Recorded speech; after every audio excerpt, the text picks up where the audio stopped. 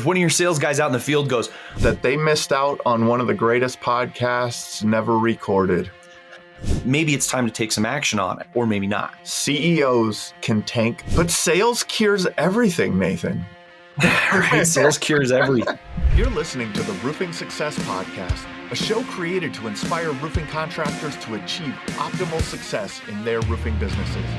I'm the host, Jim Aline, the co-author of the books Internet Marketing for Roofing Contractors and The Best Known Roofer. I'm also the co-founder of Roofer Marketers, the leading digital marketing agency for the roofing industry. On each episode, I sit down with industry leaders to talk about their processes, the lessons they've learned, and how to find success in roofing.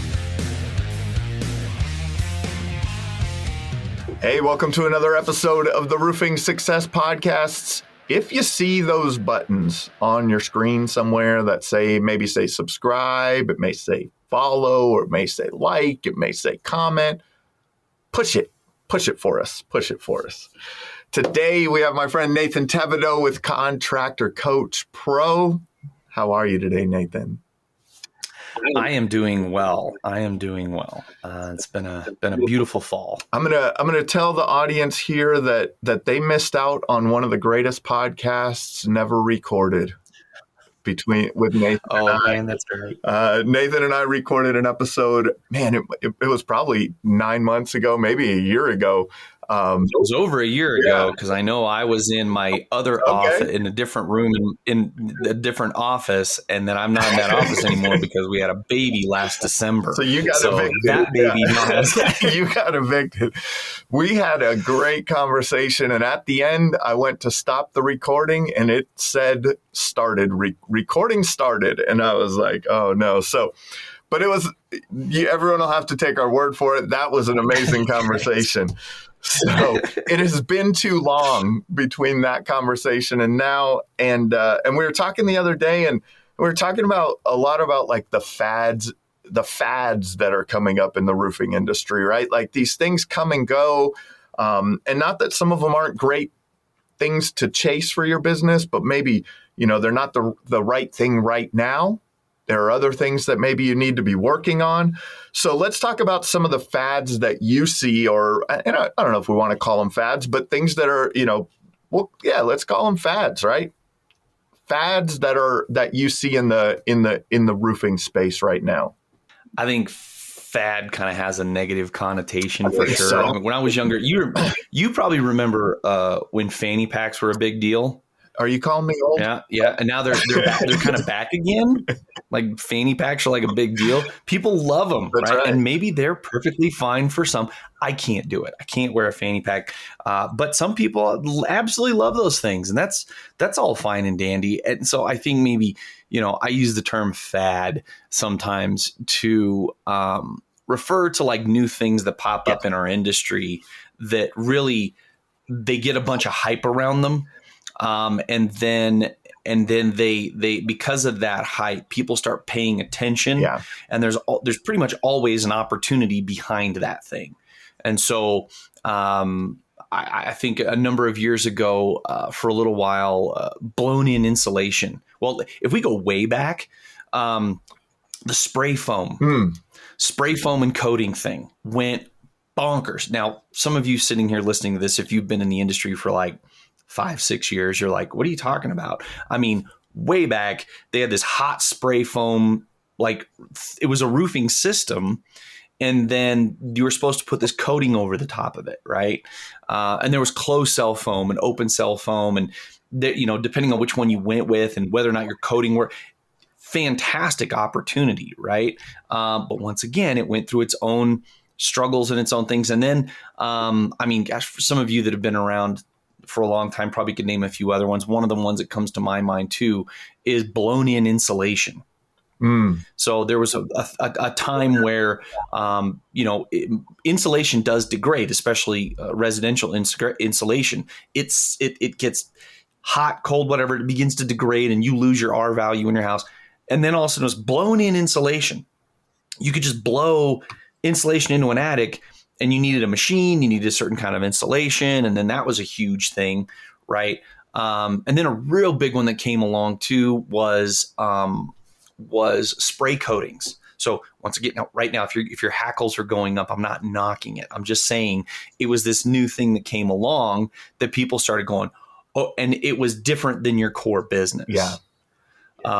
So that's kind of what I mean when I refer to like the fads that pop up in our industry. And they become, I mean, maybe it becomes shiny objects, right? For people, right? Like, ooh, let's go chase that, right? And sometimes it works out for their business. Sometimes it doesn't fit in their business. I would say, more recently, if I'm thinking of that, it's like solar, right? A lot of roofing companies were adding solar or looking into adding solar as a service.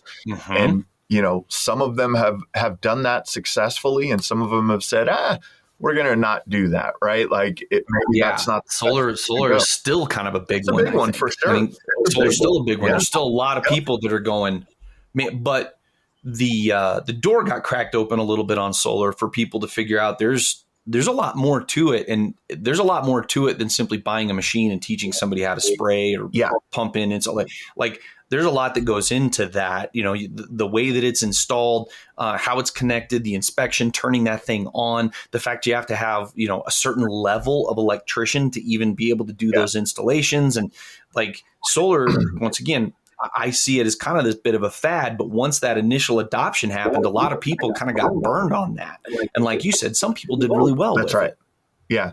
And so we're not saying, just for everyone listening, we're not saying that that these things can't work for your business, right? But they're just how to think about it. Maybe how do you think about these things, and how do you determine if this is a right fit for your business? I mean, another thing that I would say is a fad in the industry, or something that's really starting to take hold and become one of those shiny objects that people are chasing, is the private equity market.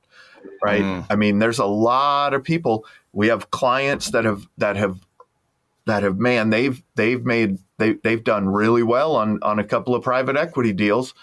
But it may not be right for everyone. So I think that's where we want to go with this, or I'd love to go with this, is get your thoughts on like, what, how to be prepared maybe, or, it's that, what's that when opportunity meets preparation. Well, so the biggest thing is, I think that when somebody is getting pulled constantly by shiny objects, once again, doesn't mean that shiny object isn't good. That's right. But if you're constantly getting pulled by shiny objects, oftentimes to me, that's a bit of a sign of a lack of direction. Is that you're not entirely sure. You kind of have this sense of where you want to go, but you're not entirely sure how to get there. And so when an opportunity presents itself, you're like, oh, maybe this is the thing, right? Maybe this is the thing that takes me to the top, or whatever. Like, so, I mean, some people might not remember the term when your ship comes in, and then somebody goes, oh, this is my ship. Okay. But the problem is that, you've been hauling things with an 18-wheeler. And a boat just came into our harbor, and you don't know anything about boating. Yeah. So the real trick to this, or thing that goes along, is something that many people don't take the time to do. And that is to establish what you are desiring your future to look like. And that should happen in a couple of different levels. You should be thinking 5 to 10 years down the road. I mean, you should be thinking ultimately, where do you want to be? You want to retire and, travel around the country and golf. Like, is that what you want to do? You want to sell your business? Do you want to hand your business off to your kids? Is your business a vehicle towards something else, and you need to have that vehicle so that other thing can happen? Right. So what is that ultimate? And then you got to think in stages, 5, maybe 10 years down the road. Like, what are the horizons for you to attack those things? Okay. A lot of you are going, well, this isn't rocket surgery, and it's not, but you'd be surprised how many people don't sit down and write that out. Yeah. They go, this is what I'm after. This is what I want to accomplish. And here are the milestones that I want to use to hit it. Okay. Ultimately, I want to be here by this age or in this amount of time, 5, 10 years on my way to that place. This is where I think we need to be and what we need to accomplish. And then maybe 3 years out, Where do I expect to be? And then establishing kind of, people can refer to these things as all different kinds of things. I tend to think of them as your dream as a homeowner, the BHAG for your business, your big, hairy, audacious goal. Okay. And then your vision for where you want to be in 3 years. And then establishing some of the strategies for getting there. Establishing those strategies for getting there.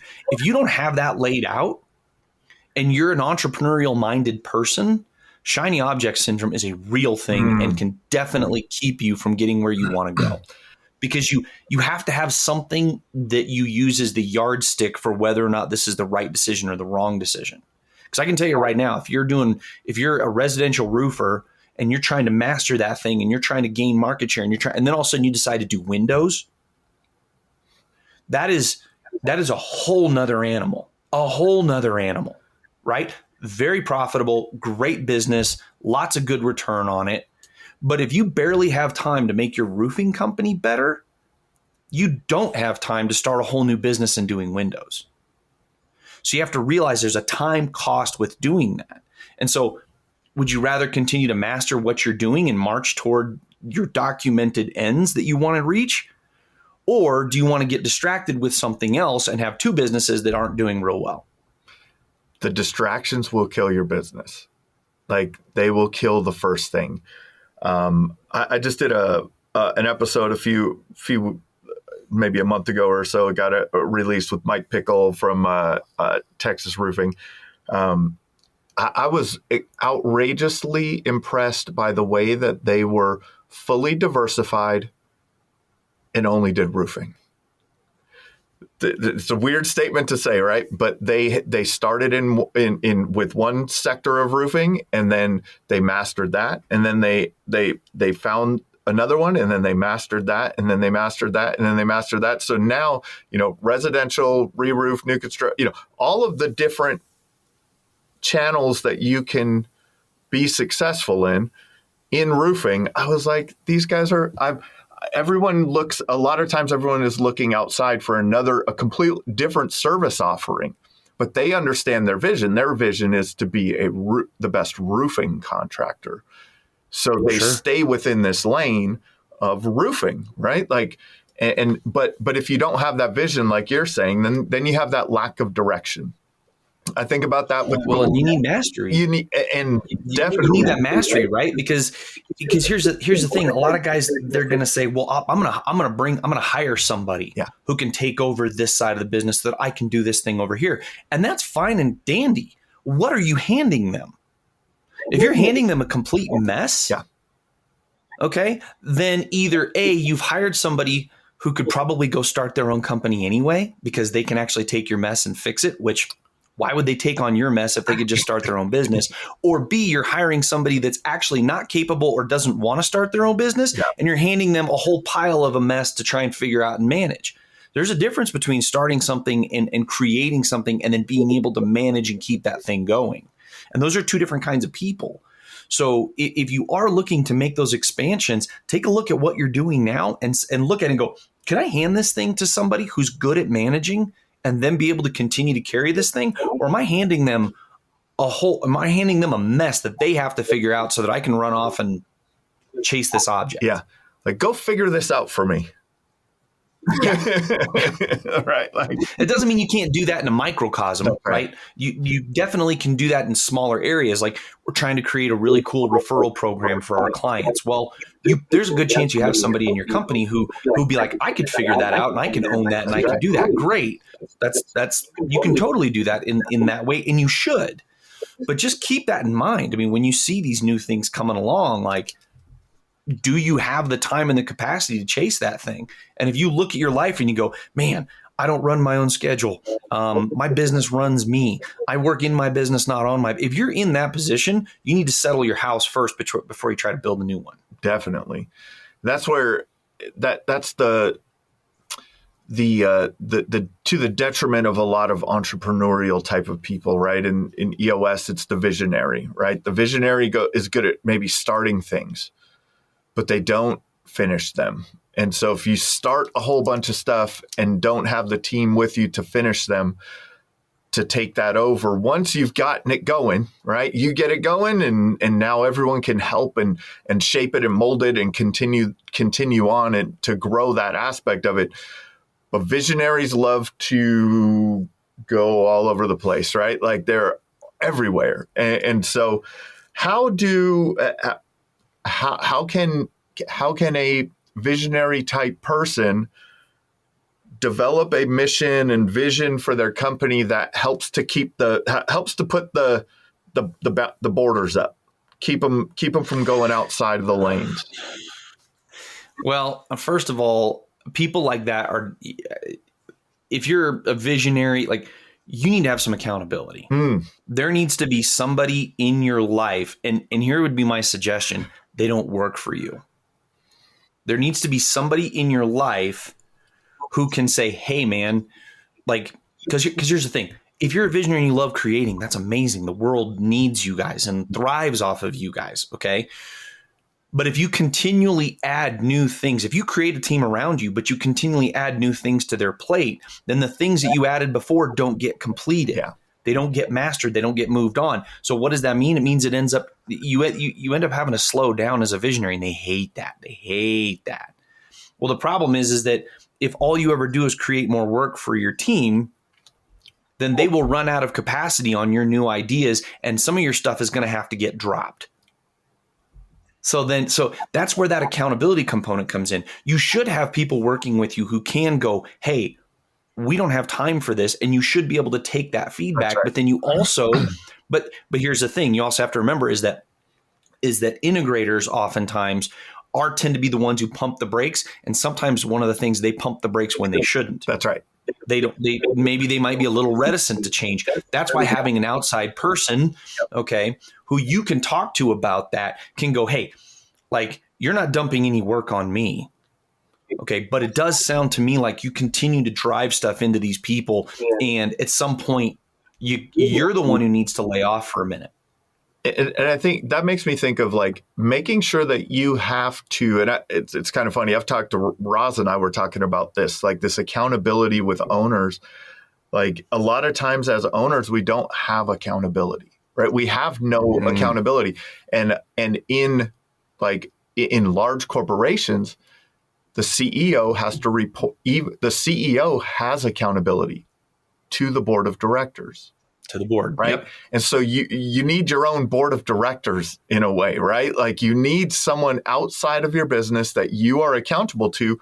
And what you have to do in that, kind of to formulate that in what I see is you have to be able to express where you're going and how you're going to get there to the external, to your board, and have them ask you tough questions about it. And it's a great point. And if you can answer those tough questions, that could come in the form of a coach or a mentor. That could come in the form of a peer group. That could come in the form of your spouse. I don't know. Like, but you have to remember, like, that idea. Jim, you're nailing it. Yeah. There's. Sorry, I interrupted you. Keep going. What I was just saying, I was just finishing the thought, is I love the idea of that, what you just said about the external, of it being an external person. I like that. You also have to remember that as an owner, even if you're having just ideas, you'll freak your people out. Yes. Because your ideas have consequences for them. That's right. Right. Yeah. So when you're an owner and you're like, I've been thinking about this solar thing. What they're hearing is now I got to run a solar division. Even if maybe you're just thinking about it. Okay. You're going, no, maybe, I don't know. I'm just trying to put this concept on. I'm battling this thing. Meanwhile, they're over here going, oh my God, how am I going to run a solar company? Because Jack over here has got solar on his brain. So, but with that third party, you can have ideas and flesh out ideas without the consequences. Yeah. Right. Without driving your team crazy or without distracting your team, you can go talk to somebody outside who can go, interesting. Have you thought about this?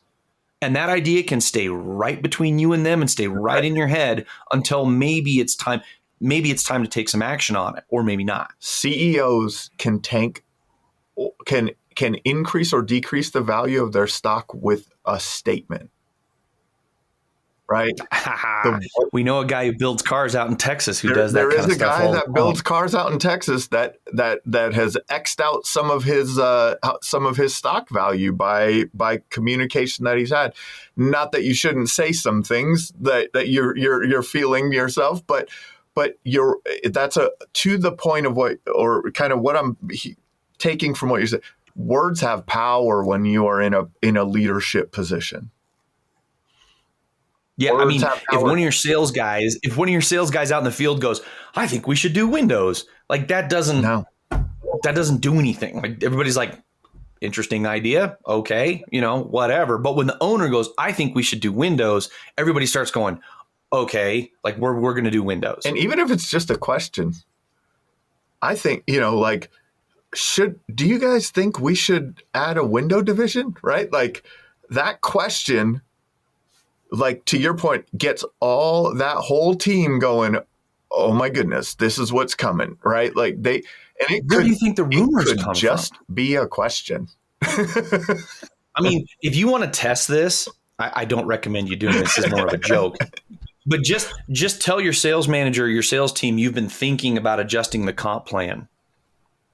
Like, I'm just thinking about it. They will lose their minds. Right? They'll be like, oh, okay. Like now all of a sudden there's concern, there's worry, right? Because you thought, and I believe me, Contractor Coach Pro, I talked to these guys like, look, all I said was I was thinking about it. Yeah. All I said was I was thinking about it. And I got all this attitude. I was like, because they know that when you're thinking about something, decisions are following. So yeah, they're going to freak out. Don't say anything. Don't say anything. Okay, unless you really want genuine feedback, so that idea of being a business owner, your words have consequences, is something to very much keep in mind. Yeah, that's a big one. So get your vision in place. Have a formula. Have some boundaries. Have some metrics that will help you determine which of the fads you're going to chase. Have some strategies. Some strategies, because that's the thing. Like if you're trying to hit 10 million, can solar help you hit 10 million? Yes, it can, right? But does it fit with the strategy that you've built to hit that? Because if it requires a different strategy to use solar to hit 10 million, now you're talking about a complete remapping of how you're going to do certain things. So that's why you have to use the BHAG and the strategy part, because if it's just a vision, then you've got a top of the mountain and there's different trails you can take to get there. But if you have a strategy and your strategy is, I don't want to use ropes and harnesses, and I don't want to have to use climbing tools well, then that means there's a certain trail you have to take to get there. But then if you're like, oh, this route could get us there too, but then all of a sudden you need ropes and harnesses and you don't have any of that stuff, it changes everything. So it's more than just having that vision of where you want to go. The strategy of how to get there is probably the thing that will actually decide whether or not this new opportunity is the right way to go. Give me an example of that, because that is an amazing analogy. If you show up without the ropes and carabiners and whatever you need to go up that, traverse that, you may feel it's the shorter path, right?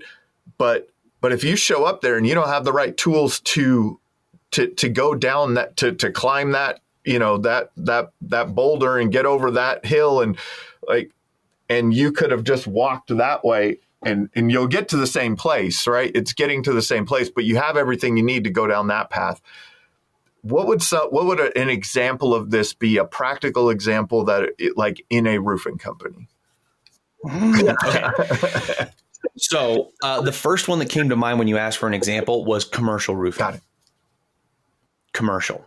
So I did commercial. I like commercial. It's a lot of fun, especially if you're a very relationally minded person.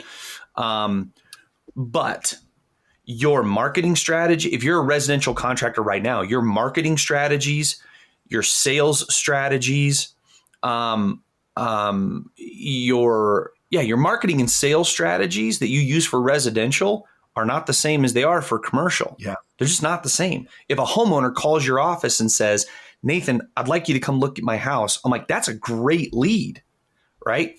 If a property manager calls you out of the blue who you don't know and says, we'd like you to come do an analysis on our buildings and give us an estimate for a re-roof, that's probably a terrible lead.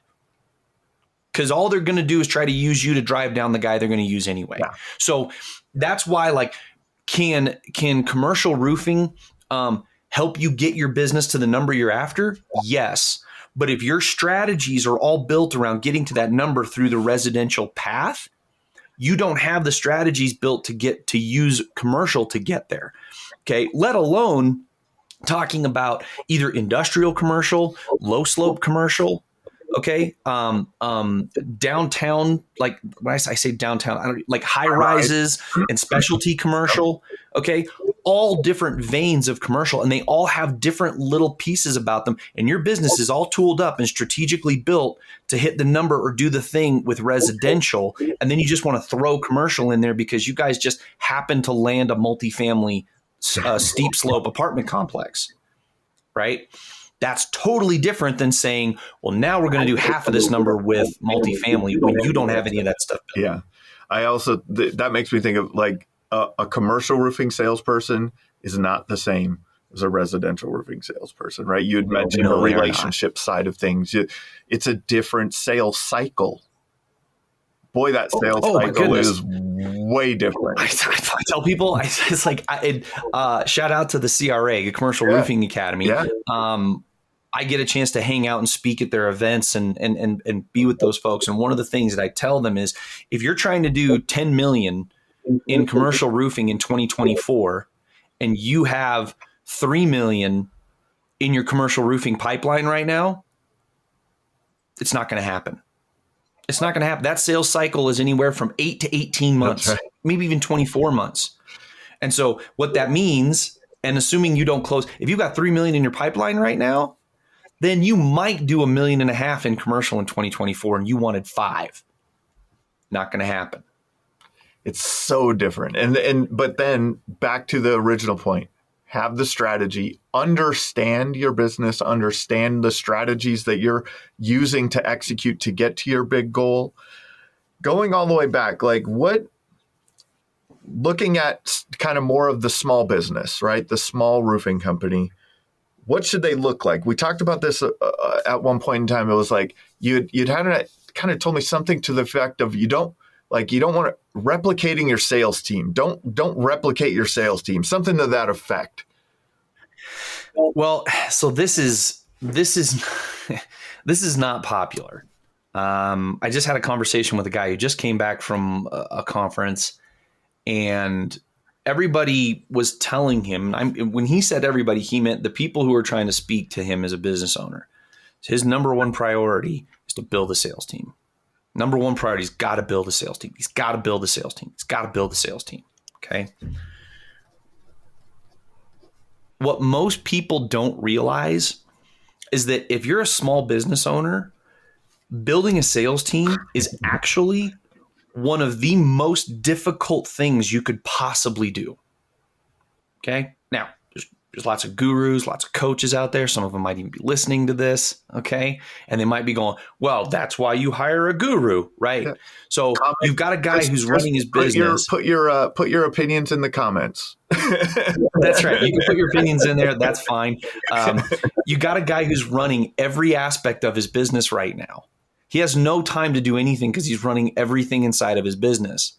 And in order to successfully build a sales team, he needs to devote hours and hours of time and effort to putting the things together to actually hire people and plug them into a system that makes those people successful. He doesn't have that time.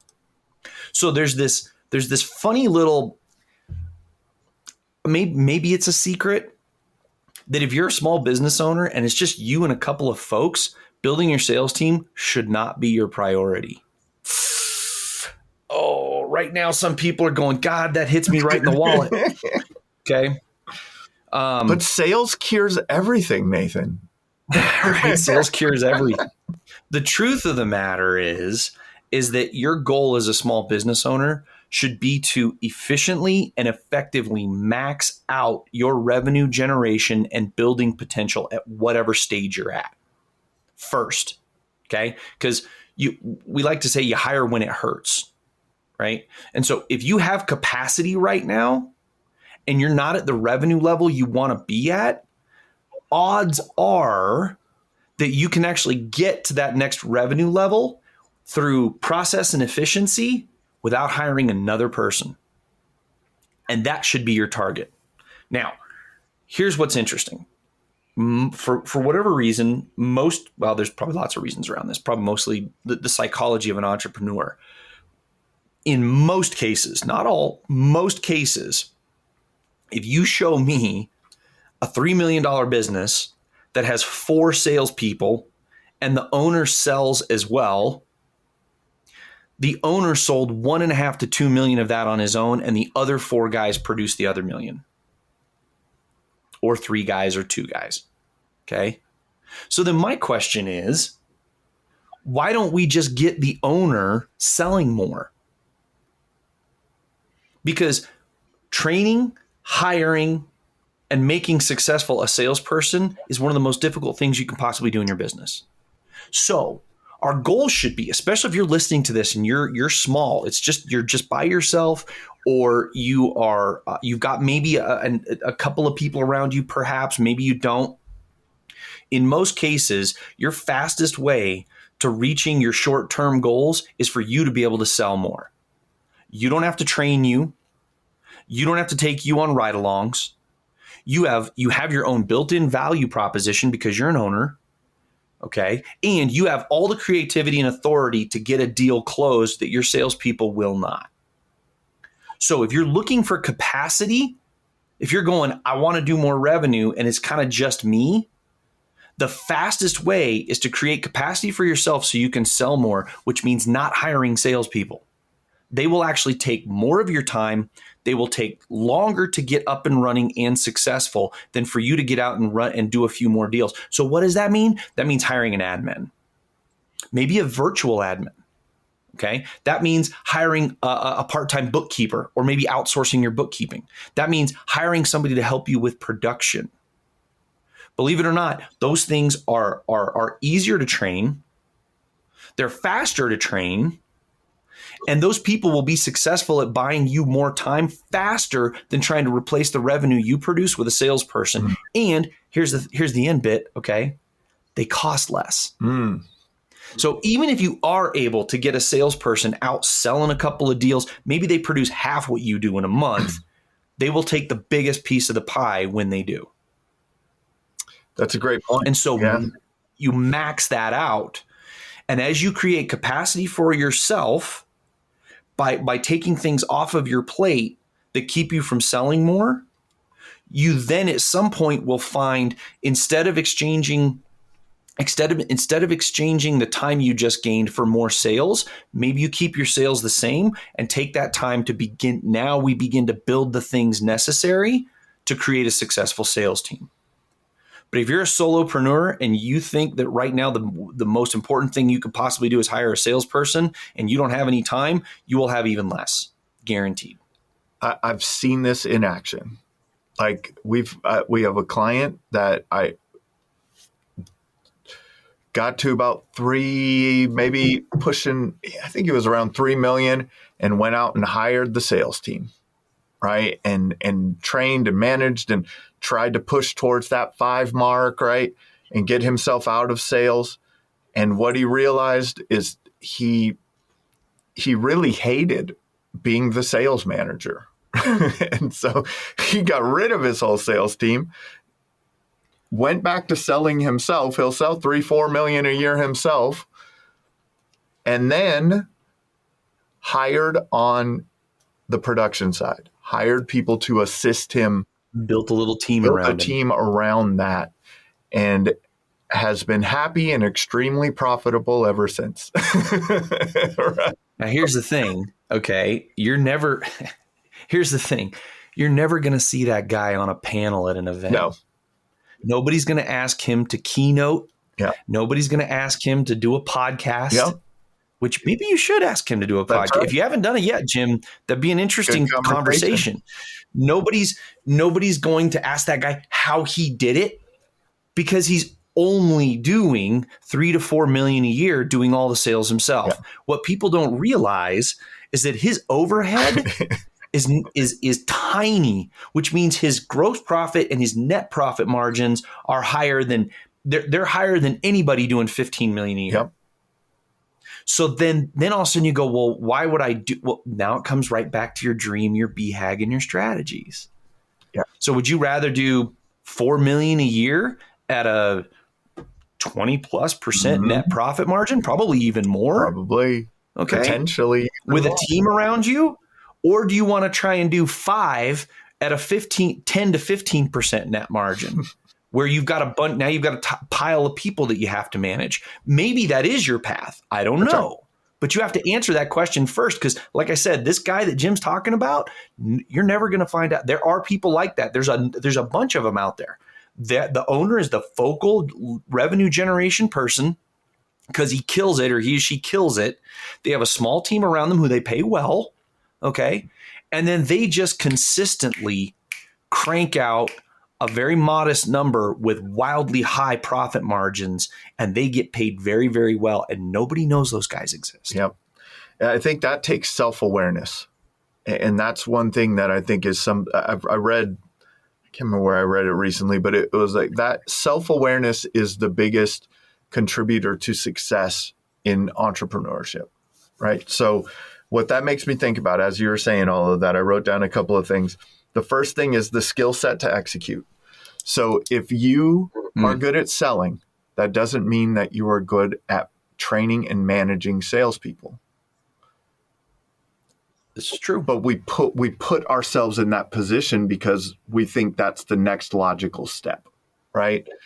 So now, do we know how to hire and train a sales team successfully?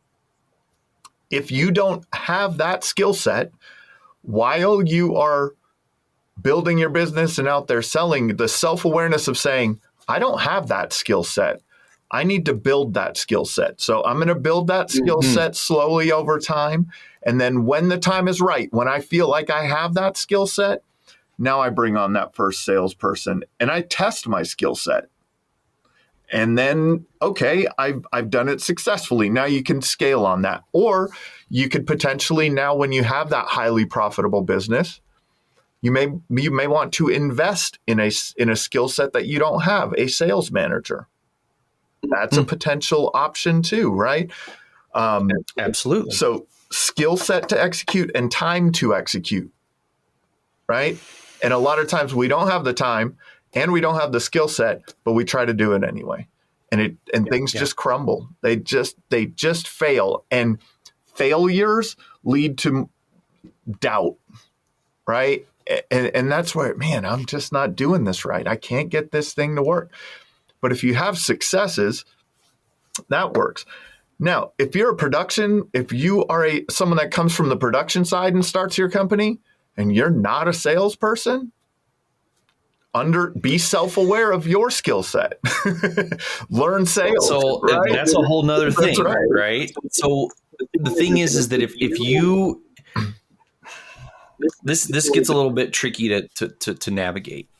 If you're somebody who is certainly more process and production and detail oriented and driven, okay, and you're not necessarily the salesperson and you don't like sales, you don't want to do sales, okay, my advice would be you need to hire somebody who already knows how to do it. That's right.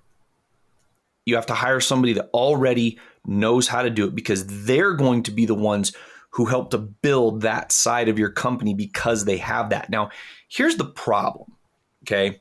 The problem with hiring somebody who already knows how to generate revenue is finding the right one, and there's a strong possibility that that person is going to want more than if you were a good salesperson who hired a production team. The production folks, and for whatever they don't, production's generally considered an overhead line item, paying production people and those folks, right? Because they don't technically generate revenue from that sales standpoint. even though they do generate revenue by producing the product that we're selling. But when you go to hire somebody who's good enough that I don't have to try and take all of my time training them. And here's the thing, if you're not good at sales, your training isn't going to be great anyway. Right? But if I hire that really experienced person, they're going to come in and you're asking them to sell for your business, to generate the revenue your business needs, and then also build that team. They're going to want more than just a salary, and they're probably going to want more than just a commission. I was actually thinking this when you were saying that. So that person, now here's the thing, partnerships, I'll say this right now, partnerships 99% of the time suck. It's a lack of alignment. It's people with two different sets of goals, two different personalities. So if you're bringing somebody like that on, you don't necessarily have to offer partnership. Okay. They don't necessarily have to have an ownership stake in your business. Okay. They could get a revenue sharing component because you can share revenue with anybody you want and they don't have to have ownership stake in the company. So keep that in mind. You don't have to, if this person's like, well, I mean, I don't want to be like, if I'm going to do all this stuff for you, I want to see some benefit and I want to be a part owner and be like, I tell you what, how about we start with a revenue share and we create a structure for what that looks like. Okay. And then maybe partnership down the road. That's right. But goodness, one of the worst things you could do for your business is to just find somebody who you kind of know and then make them a voice inside your business that you have to listen to. Whew, that's a hard road to hoe. I was talking to a friend of mine. I was at an event in Miami, and he comes from the private equity space, and now he owns a marketing agency. He left the private equity space because the time commitment that it takes that on that side is immense, and so he wanted a little bit more time with the family, right? And so he moved out of that and he bought into an agency and into a marketing agency, and it was kind of funny coming from the private equity space that he's like, never give up equity. And he said the funniest thing he was like, when I bought into the agency that I'm a part owner in now, I told him that he told the other partner, this is the last time you give up equity. Like, you shouldn't have done that. Oh, yeah. Like, you shouldn't have given me this. Like, that's hilarious. You let me buy into your company and that was a mistake. I mean, like, in a joking way, but like we're going to take this here and we're aligned on things, but we we have to treat that equity as the most important thing. Because what you had mentioned, the decision making, right? There's decisions that happen, but partners have a right to question every single thing you decide to spend their money on. But I think you're right in the path to, right? Like, I think that if you create a path to ownership, that's something that's real interesting for people, because you do want people to buy into what you're doing and be there for the long term. So, maybe like I think you had said, maybe starting off with profit sharing. There are employee stock option pools that you could create. There are, that have, restrictions around them, investing periods and ways to earn ownership in the business. I love those things. I think that making your team part of the business is a great idea. But they got some skin in the game by having some upside. That's right. Right? They have some skin in the game because they're like, okay, here's what I know. If I make these sales or I do my job, I get this, right? But if the company on the total does this, I get this over here. I want to push for doing that. Okay. And so, that's a huge motivator. It is. And a lot of people would be in for that. Yeah. They'd be like, okay, like I'm in for that. Yeah. I'll take it. But that also requires clear outlining of these guidelines. Like, hey, these are the markers we have to hit, and these are the standards that have to exist in order for this, that are tied to this reward. Right. Because if somebody does 50%, somebody does 50% of what they were supposed to do, but we still hit the number, but the company, like companies under severe struggle of it, they're still going to want that number. They still want their reward, even if they only did 50% of what they're supposed to, because it was never clearly agreed to. Yeah. So you're like, okay, yeah, we did the number, but I had to increase our overhead by 8% in order to account for all the things you were supposed to be doing, which means we weren't as profitable. Meanwhile, that person's going, yeah, but we hit the number, so I get the money. Yeah.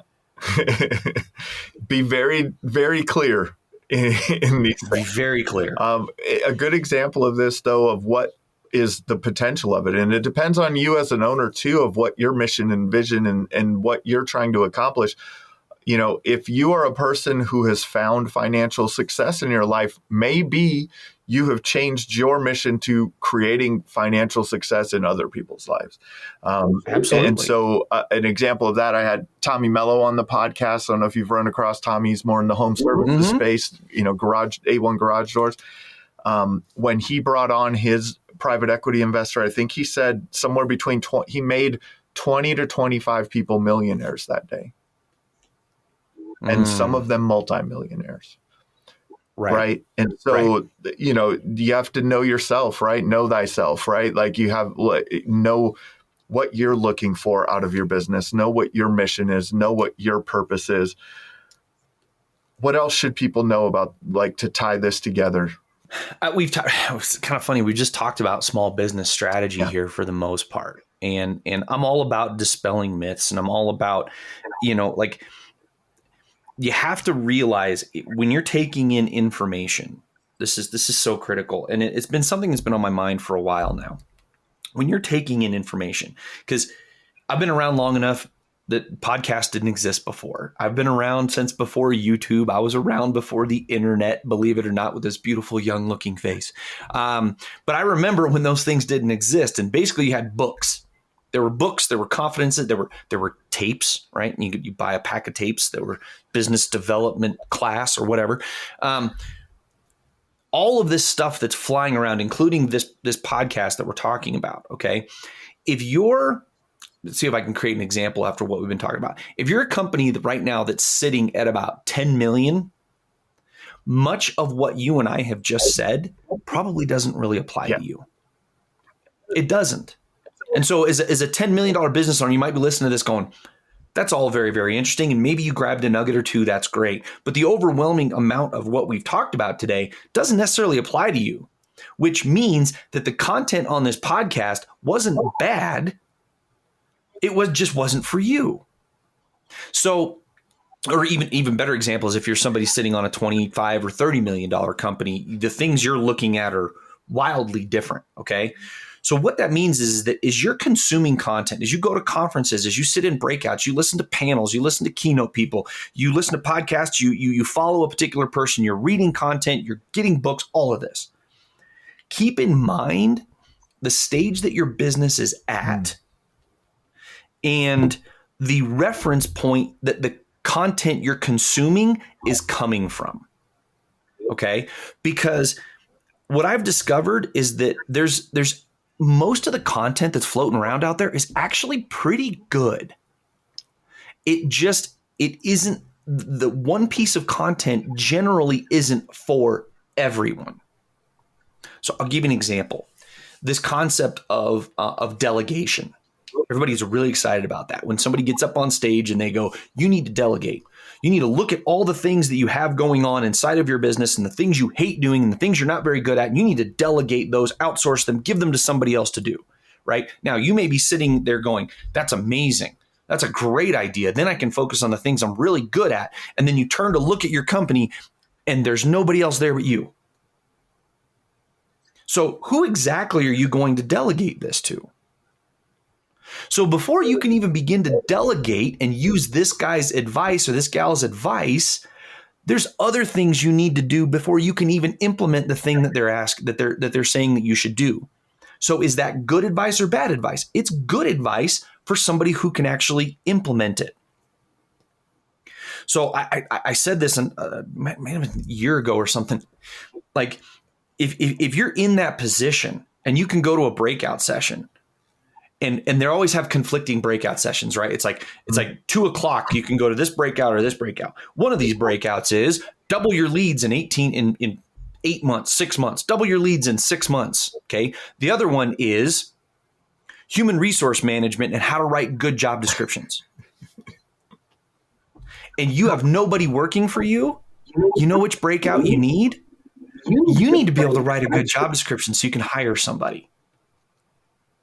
So that's the thing that, like, I think putting a little bit of a bow on this is be aware of the stage that your business is in, so that when you're consuming content, you realize, oh, I can do that, or I can't. I'm not ready for that yet. Like, I can't do that. Like I need to blow up my social media marketing. Well, if it's only you and your day is filled with running appointments and your production, how do you expect to do that? So that means that before you can do that, you have other things you need to do. So I think I just repeated myself, but the stage of your business is what determines what kind of content is really going to be helpful for you that you can implement. And you should be listening close to that. It doesn't mean that you can't pick up little nuggets here and there from people, but be keen to that. Because I know it can get frustrating listening to somebody talk about how they took their business from 10 million to 30 million, right? Well, if you're at 1 million, you can't do the things that he did at 10 million because you haven't got to 10 million yet. Be intentional, know where you are in your business, be self-aware to know what is next for your business. This has been another episode of the Roofing Success Podcast. If you would like to generate more revenue through your digital marketing efforts, please visit roofermarketers.com to get a copy of the book, The Best Known Roofer. Also, check the training section of the website for guides on everything from running effective pay-per-click ads to how to properly set up your Google My Business listing. Thanks for listening.